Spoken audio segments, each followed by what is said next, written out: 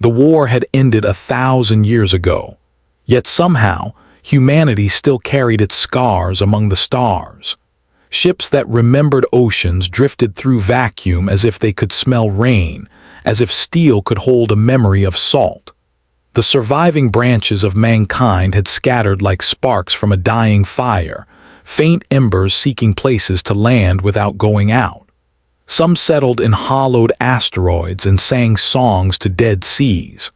Some grew quiet under alien suns. Some learned to barter their blood for air. Elias Raines made his home in the interstices between laws and lanes, a salvage pilot with a rusted freighter and a stubborn soul. He didn't look like the stories said humanity should look. He was smaller, thinner, worn down, but the eyes were right. They had that particular gravity that only people born after loss learn to carry. His ship, the Marrow's Edge, shuddered into the Veil Nebula against everything sane. Sensors flickered, rails hissed, and a blue-green glow slid over the hull like seawater in a storm. Somewhere in the humming static between a sigh and a heartbeat, something called back. Not a distress beacon, not a trap. A tone layered and harmonic as if a cathedral had learned to sing. He followed it. The derelict drifted like a ghost shark in the fog, carved from crystal and shadow, shaped as if light itself had decided to be architecture.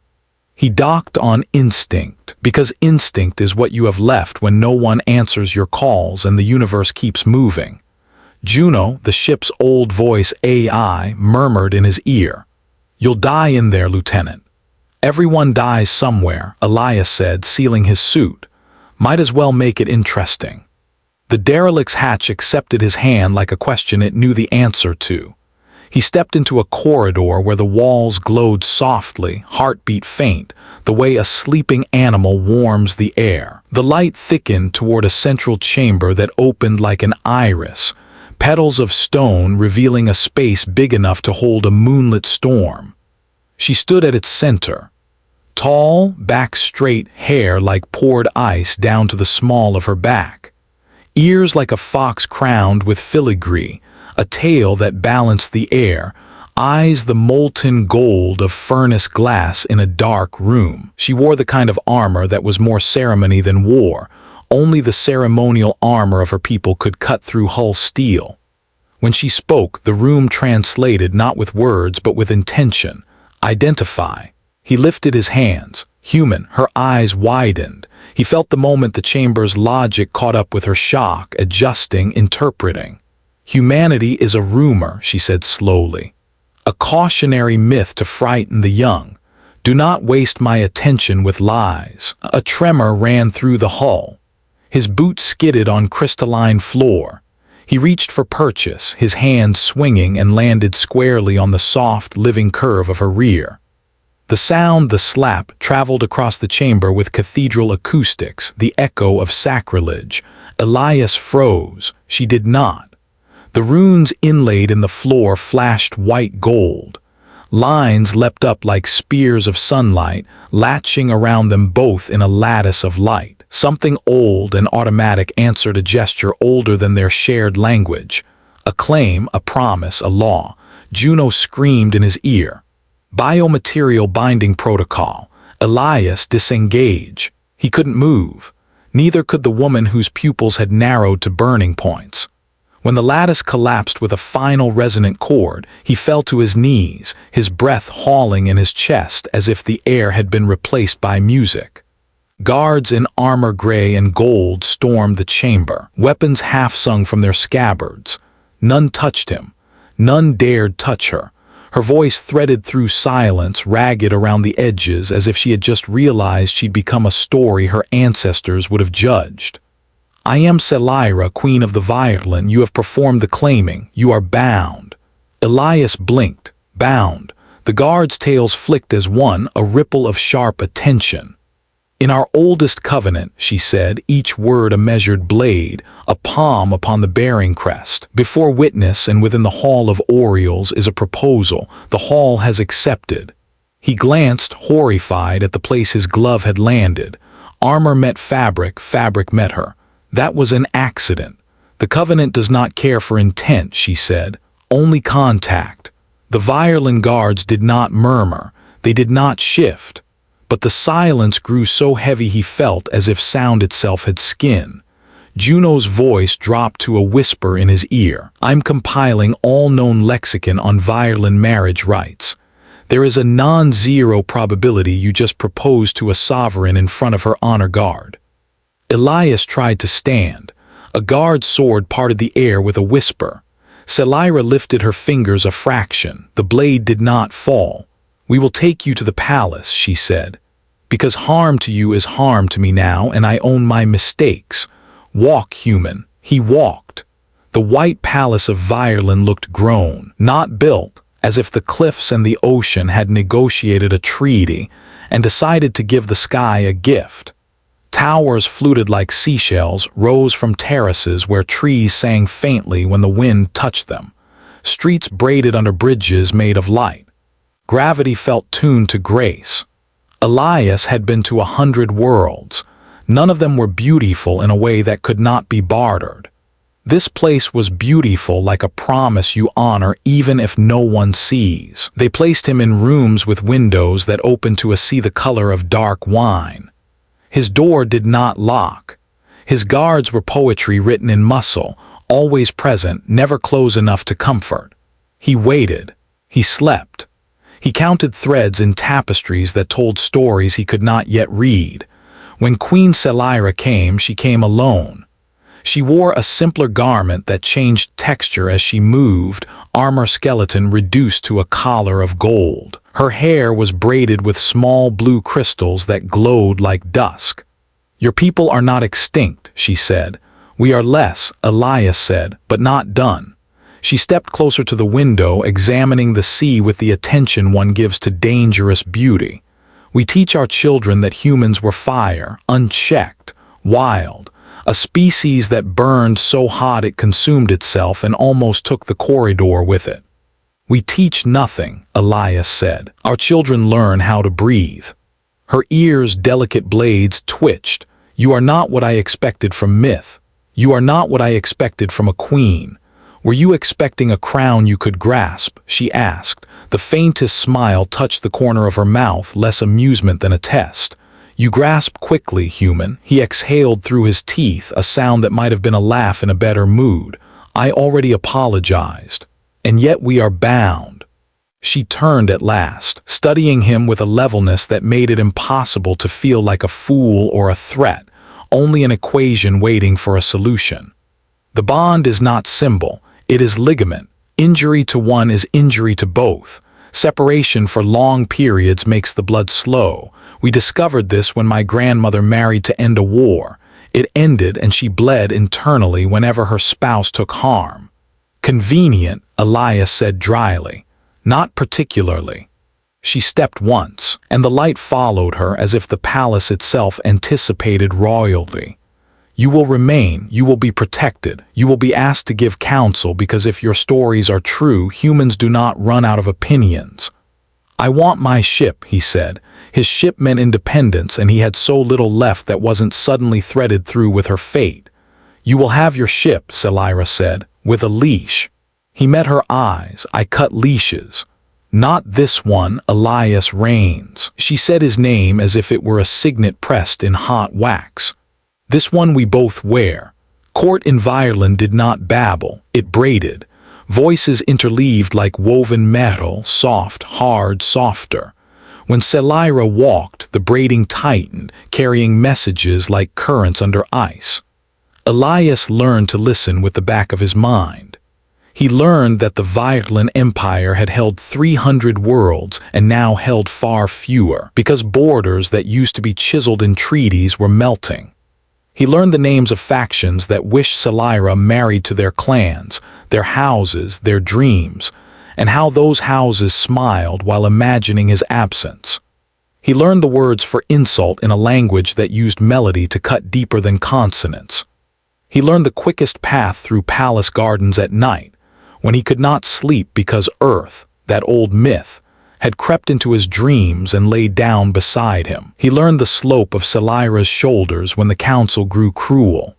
He learned how far a sentry could see when he stood with his hands behind his back and pretended to watch the ocean. In the hangars under the palace, there were ships grown like beetles and ships hammered like knives. Elias found an old repair bay where the tools felt like they had weight because someone's father had used them. He sneaked there like an addict to a quiet place. He took apart a drone that had been decommissioned not because it failed but because policy changed. He put it back together the way he thought it wanted to be. He took apart a version of himself while he was at it. Juno whispered in his ear, "You are sleeping less." "You're scolding more," he whispered back. He tightened a caliper. "That's why we work." "Do we?" The drone's optics flared to life, a dim blue that became a better blue. "We do now."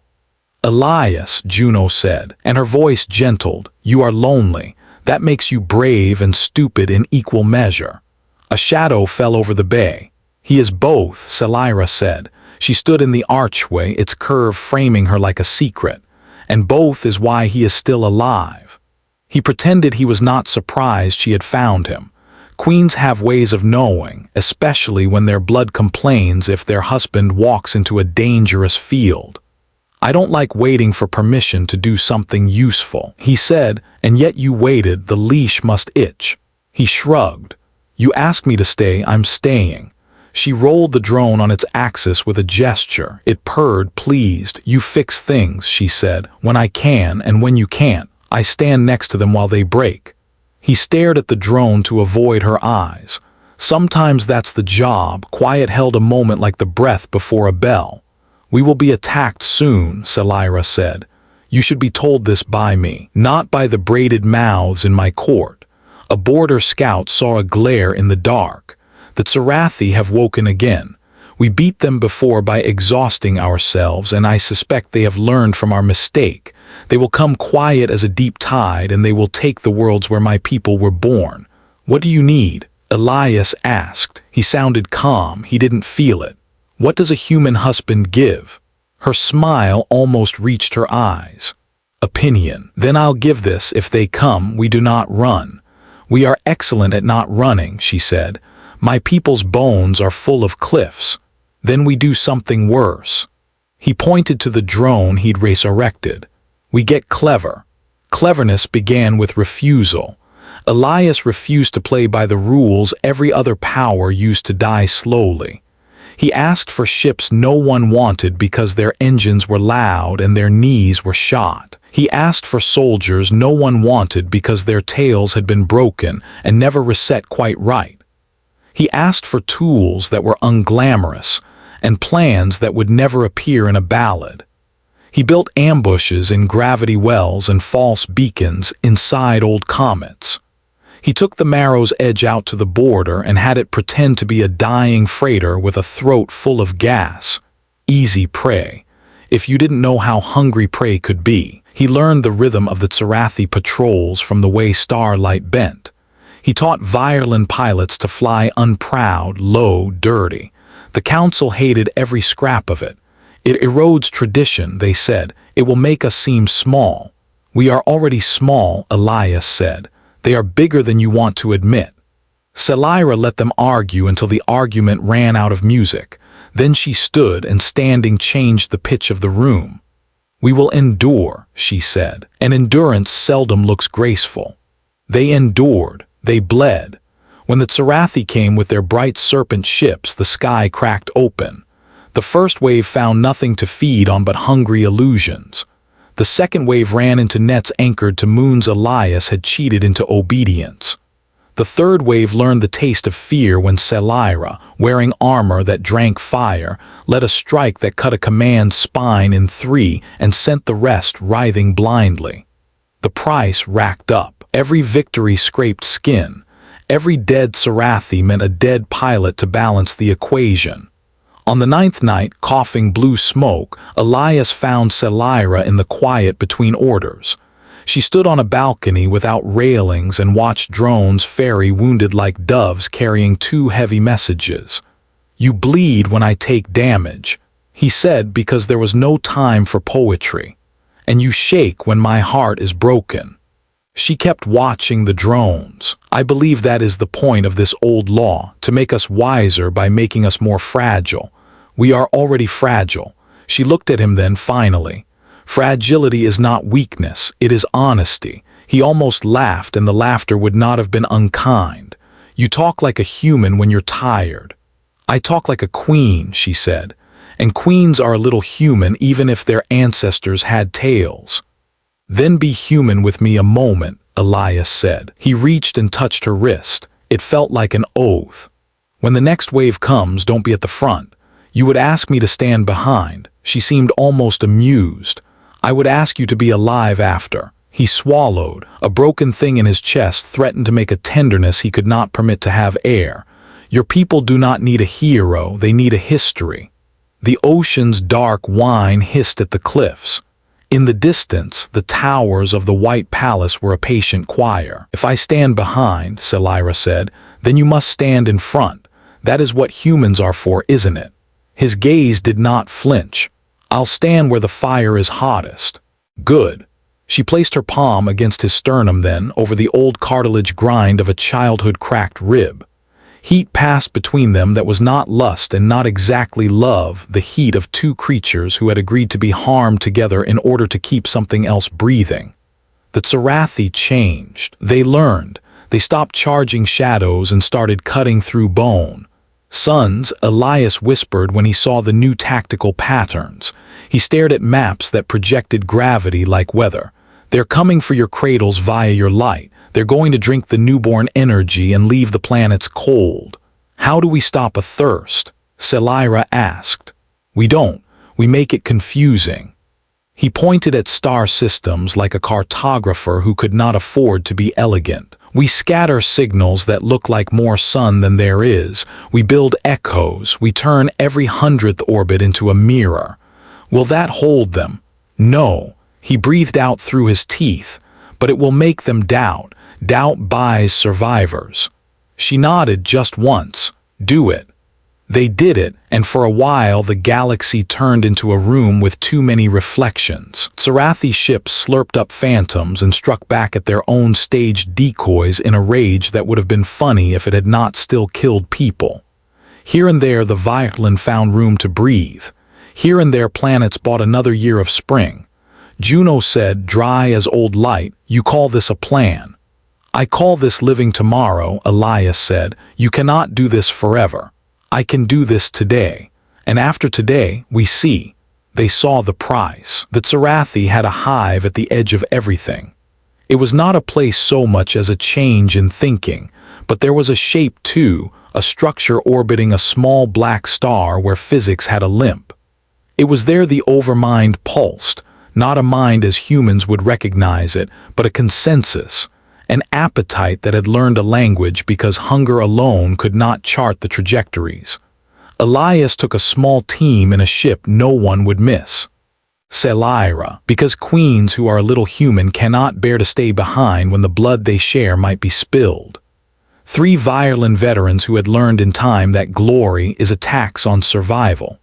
Juno, threaded through the ship like a rope through a spine. The approach felt like swimming under ice. Pressure above, cold around, a knowledge that if you broke the surface too fast you would cut your lungs, and if you didn't break the surface at all you would go to sleep with your eyes open. Inside the hive the air choked like burned metal. The walls throbbed with the life of a creature that did not care about elegance and so achieved a terrible purity. Elias walked first. Every step was a wager, every breath bought by the last. When the overmind spoke, it did not open a mouth. It touched their skulls as if they were instruments and made them vibrate at a certain pitch. You do not belong here. Neither do your ships above my cities, Elias said aloud. Words gave him a lever. Here we are nevertheless. You are fragile. We are many things. You will break. We always do. Selyra stood beside him, a crown of steel and blue. And we always rejoin, she said. The overmind tasted her voice and did not find a memory to catalog it with. That mattered, in the way new spices matter to old palates. Elias lifted a device he had built in a hangar where the tools had weight because someone's father used them. A chain of little detonators blinked like coals in the dark. You cannot kill me, the overmind pulsed, the thought flavored with a curiosity that could be mistaken for contempt. I am network. I am swarm. I am beyond the grave you dig. I can make you fall, Elias said softly. And maybe when you get up you will limp. He pressed the trigger and redrew the room with light. The charges did not explode outward. They imploded the lattice of calculations that held the hive's orbit steady. Gravity, which had been patient, stopped being polite. They ran. Juno was the voice of arithmetic in their ears, slicing between possible and dead with the ruthlessness of love. Left turn in 6 seconds. Duck. Air pressure will drop. Hold breath. Let it drop. Run. Run now, now. They made the ship with their bodies screaming. The launch shook them sick. The viewfinder showed a structure breaking its bones to fit through a mouth too small, falling toward the black star like a moth forgetting its name. The exit corridor glittered with Serathi fighters coming home to a house that was already collapsing. Selyra took the gunner's couch and sang fire the way her grandmothers had sung lullabies. The ship corkscrewed through spaces that might not be there when it passed again. The black star tugged like grief. The engines cried. Elias kept his hand steady because sometimes all bravery is refusing to share your panic with the people who depend on you. They cleared the well. The hive became a bright ribbon and then a smear and then nothing but a wrongness on sensors that slowly faded to background sin. No cheering. Not yet. Not from them. The body knows when to celebrate, not at the doorway but in the kitchen, after the guests have left and you are finally aware of the quiet. Later, in orbit above the White Palace world, there was cheering. The Empire lit beacons that spoke across the night with old words rebuilt into new promises. Selyra stood on a balcony with no rails again, this time with her hand around Elias's, and did not let go. What comes after victory is weather. Cleansed air that stings. Old dampness returning in corners. A drift of dust that shows where you swept hastily. People come home to houses that don't fit them anymore. Children laugh because they don't remember the world a week ago, and that is the point. Elias found the salvage bay again, even though he knew someone would find him. He rolled the drone on its axis. He tuned its voice to say a word in Vyr'len that meant again. He thought of Earth, that patient ghost that visited in dreams. He imagined the sea. He imagined an old woman in a blue coat beating dust out of a carpet while rain came down like forgiveness. He pushed the image away gently, as one pushes a dear friend out of a room where cruel work must be done. You keep it busy, Selyra said from the doorway. It keeps me honest, Elias said. You are the only human I have ever known, she said, crossing the room with a stride that claimed it without theft. And I sometimes forget that this is unfair. I think perhaps I am learning what husband is in your language. Is it one who carries something with another? That's close. He smiled with one half of his mouth. It's also one who does not run when the other is tired. Then you are that. She touched the drone with 2 fingers. It stilled, listening. The council wants a formal binding ceremony. We already had one. That one involved you slapping my don't, he said, grinning despite himself. I'm trying to be dignified in an alien empire. She tilted her head, ears pleased. Dignity is a trick we use to pretend our hearts are safe. The ceremony would make the people comfortable. They need comfort now. She breathed in as if comfort required oxygen. Will you do this with me? He felt the pull in his chest, the oddest of leashes, the oldest of ropes. The part of him that had refused to belong to anything for years made a last half-hearted argument on behalf of freedom and then fell respectfully silent. Yes, he said. When the day came, they stood before the Hall of Orioles again, now dressed less like accident and more like intention. The palace's singers threaded their voices around the ceremony like a net that caught everyone's breath gently and let it go in unison. Selyra wore a simple circlet that made her eyes burn brighter, as if brightness needed assistance. Elias wore a jacket that belonged to no Vyr'len fashion, tailored by a palace seamstress who had decided that love, too, deserved a uniform. The binding was a touch as it had been before, only different as all repeated things are. He placed his hand over the bearing crest at the small of her back, this time with reverence instead of disaster. She pressed her palm against his sternum.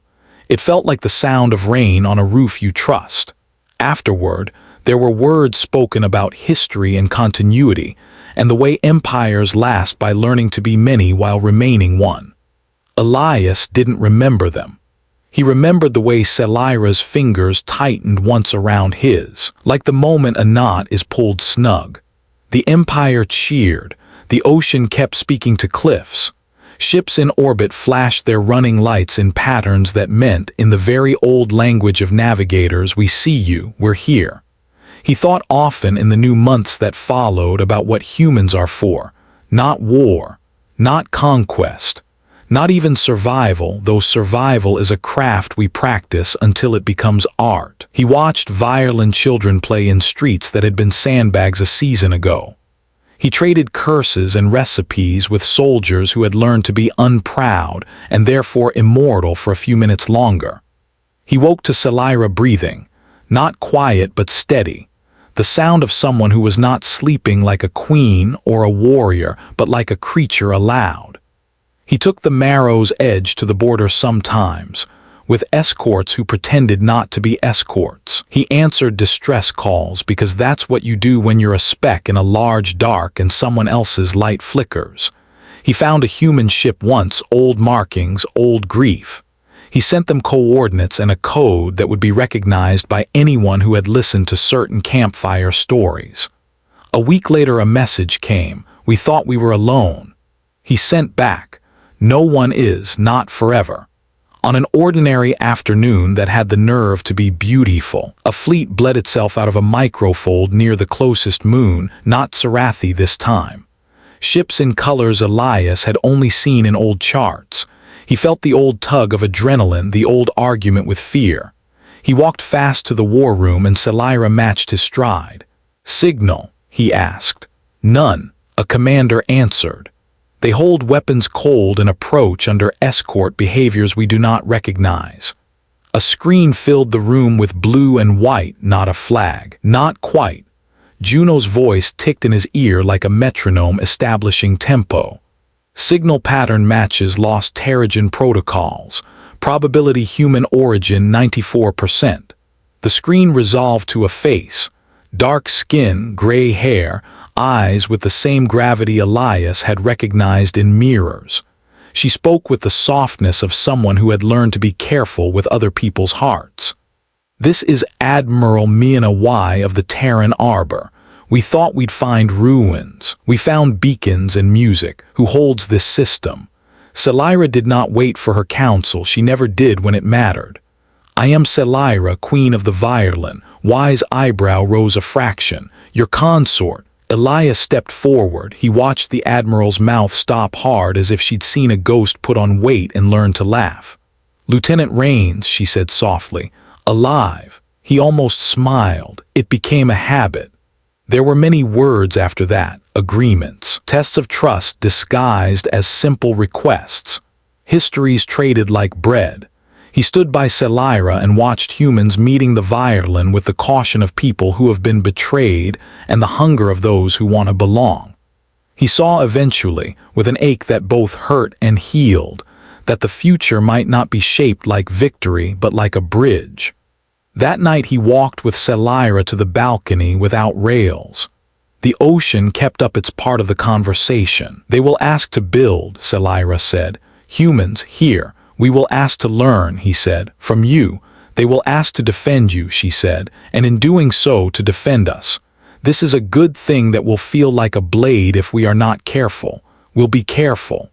He slipped his hand into hers, the gesture unremarkable and impossible. "We'll make careful a habit." She looked out where the horizon was lifting stars into the sky one at a time. "You taught us to fight dirty and live well," she said. "Perhaps you will teach us to hope like you do." "We do not hope well," he said. "We hope stubborn." "That will do." Below them the city sang, Above them ships drifted like herons over dark water. Between the two, in a seam the old war had left, a new story wove itself, not in chapters, but in a single line anyone could follow if they didn't insist on reaching the end too soon. Selyra pressed her head against his shoulder.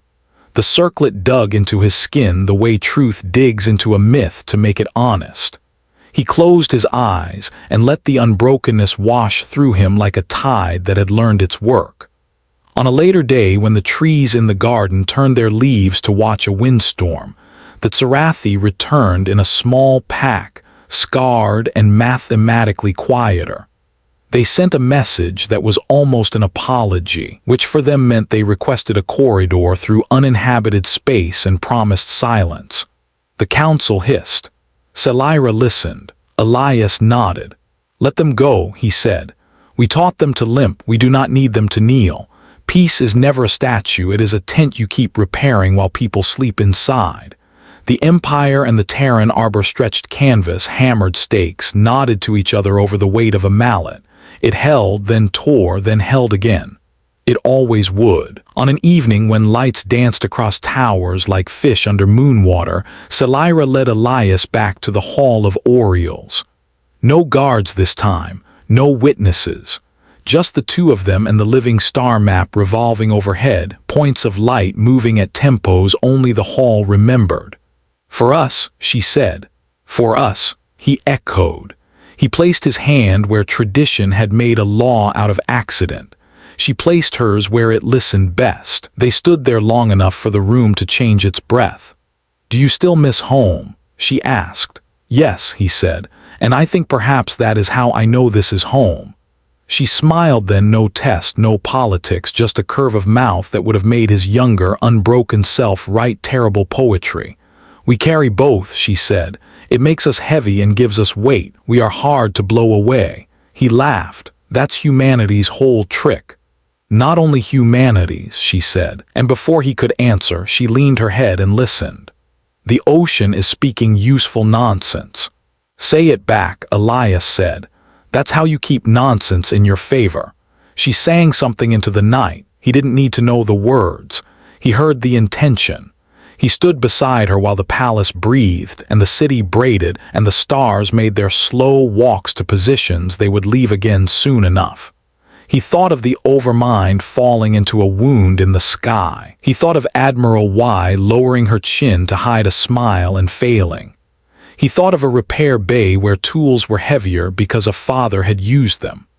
He thought of the back of Selyra's gown under his palm, the accident, the ceremony, the leash neither of them wanted until they learned it was a lifeline. People would tell this story the wrong way in taverns and on pilgrim routes and in the quiet corners of ships, because people always do. They would add jokes where grief belonged and trim the long bone of weighting down to a neat line. That was fine.